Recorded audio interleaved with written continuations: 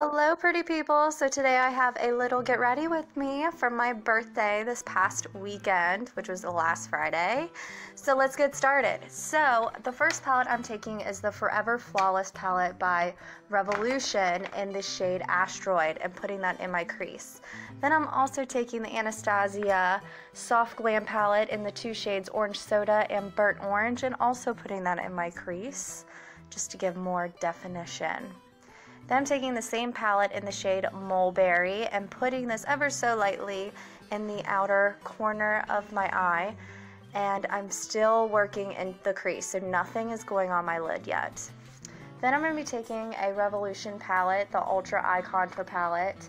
I'm taking more of like a burnt, warm brown and also sticking that on the outer corners of my eye. Then I did apply a concealer already on my eyelids, and I'm taking a highlighted shade Rose Pink out of the Soft Glam palette by Anastasia. And then I'm sticking a highlighted shade out of the Sugar Kit on my inner corners. And then I just did my other eye. And then, woo, I did underneath my eyes as well. So here I'm taking the Maybelline Eye Studio. This is their gel liner and putting it on the tops of my lashes. And then I'm putting on false eyelashes. This is moving too fast. I did use the Milani foundation as well all over. I've been loving it. I've been using it the past 2 weeks. And then I've been mattifying it with the Airspun loose face powder. This stuff is amazing, although it does smell like CoverGirl to me, which I'm not really, that fond of that smell. Then I'm taking a Anastasia contour shade and I'm just contouring the hollows of my cheeks, going up my temples, and then I go down my neck as well, so everything blends. Then we're getting into the little, the boobs. Then I'm just taking a burnt orange blush out of the BH Cosmetics, and then I'm highlighting from the Sugar Kit in the shade Starburst.